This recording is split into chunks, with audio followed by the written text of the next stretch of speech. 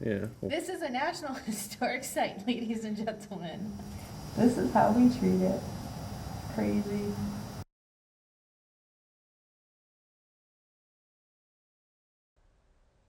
What is it about remnants of the past that capture our attention? It makes us wonder. It makes us think. Who was here before us?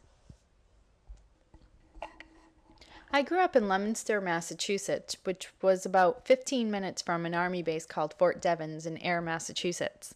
The base closed in 1996 and has transitioned into a residential and business community. I never really thought much about the base and life on the base until I was working as a bartender at Devens in 2007 on the golf course. And as I was walking around the golf course, I came across some old buildings that were falling apart and insulation was coming down, and it just made me think about the base. I started seeing Devens in a new light. Everywhere I looked, there were reminders of what was there before. Everywhere I turned, I felt the energy of a once bustling society that was now quieted.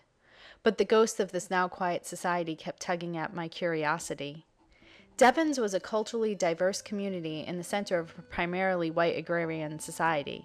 It was a place of great cooperation as the country mobilized for 2 world wars. It was also a place of great conflict as African Americans and women fought for civil rights. In 1917, the Army set up temporary camps to enlist, train, and deploy soldiers for World War I. Ayer, Massachusetts was a suitable New England location due to its close proximity to the railroads. As soldiers started arriving in August 1917, the small town of Ayer, with approximately 2,500 people, became a center of people of many different national origins and races. Both African Americans and whites served at Camp Devens, along with many European immigrants. This is a Sweetheart Memorial. It was built in 1917, supposedly from stones from sweethearts and mothers and sisters from local towns in Massachusetts. But the truth is that the women weren't doing their job according to the Ayer newspaper, and the soldiers had to grab stones from around the base to finish the structure. It's a good example on how history and truth can ruin a romantic and magical story. World War II again brought diversity to Devens, with African American men and women and POWs residing there. Raymond Elliott is an African American man who grew up in a white neighborhood in Cambridge, Massachusetts. When he came to Devens, he for the first time found himself immersed in black culture. While he found the segregation at Fort Devens and the bad treatment by Southern white officers, Raymond Elliott still views Devens as a positive experience in his life.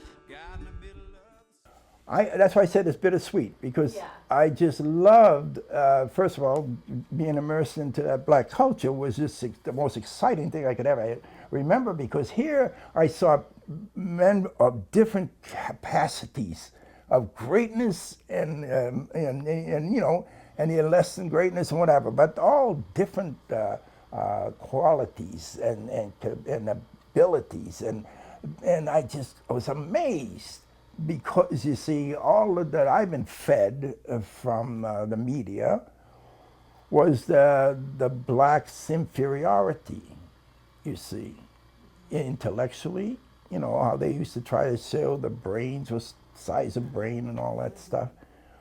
And all that garbage was all I was hearing, because I wasn't in the culture to get the other side of it. And so to suddenly explode all this wonderful characters, you know, beautiful people, I said, oh my God, I see what they mean. Black is beautiful. But, and friends that I had casually known, and how they opened up to me and we became close. And it was that one experience. I'll thank the armed services for segregating. Truly been a God to me. Well, he's gone. God don't never change. The other thing which was sweet was that it united us, that we became so united about focusing on, well, how are we going to make changes when we get back, that we were really we were blown up with great ideas and thoughts of how we're going to, they used to joke about, well, we're going to take tanks and we're going to get some tanks and roll into the South and change things and all that nonsense, But I mean, it was just a time when we could dream of a just and loving society is possible, that we can make a change. Raymond Elliott was not the only African American who made headway in the civil rights movement during World War II.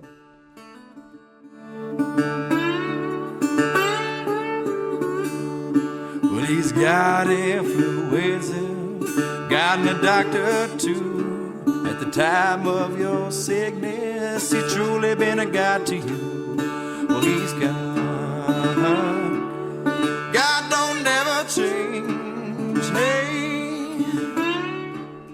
As I was investigating more about Fort Devens, I came across 2 rows of German and Italian tombstones in the cemetery. I couldn't figure out what our enemies were doing on American soil, and I learned that 400,000 German and Italian POWs were held in America during World War II. 5,000 of them served at Fort Devens. They worked on base, and they also worked in the local community as farmers and lumberjacks, and often became friends with Americans, both civilians and GIs. Behind closed doors in these camps, they were highly political, with Nazis and Social Democrats and Communists all debating their political beliefs and what the next steps for Germany should be.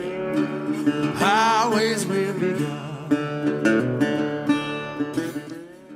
Friedrich Steinhoff was a U-boat captain who was captured off the coast of Port Smith, New Hampshire in 1945, just as the war was ending. While he was waiting in jail in Boston to be transferred to a POW camp, he broke his sunglasses and slit his wrists. He was a man who was said to have died broken-hearted over the Nazi defeat. He was my age.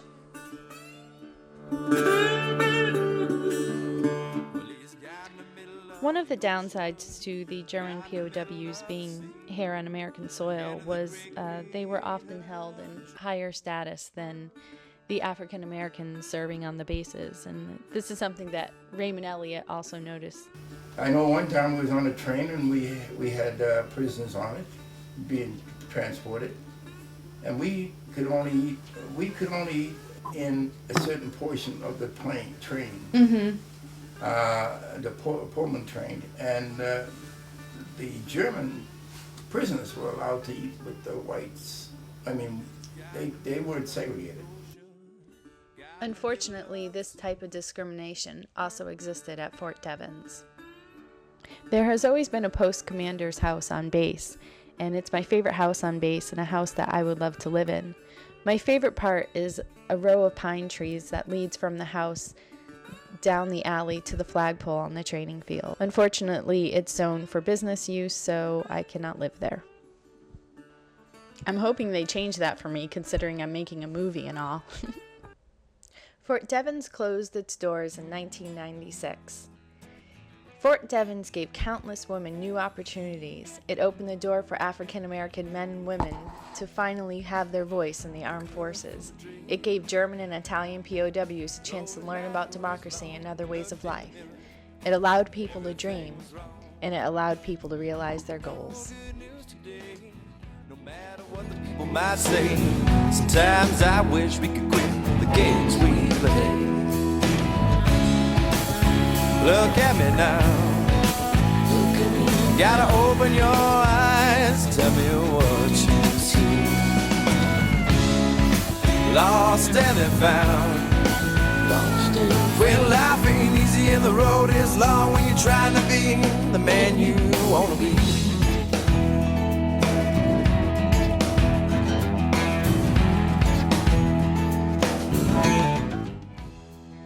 While many of the army buildings were torn down, many still exist. Some have been rehabilitated, and others lay in disarray. In a hole to cry.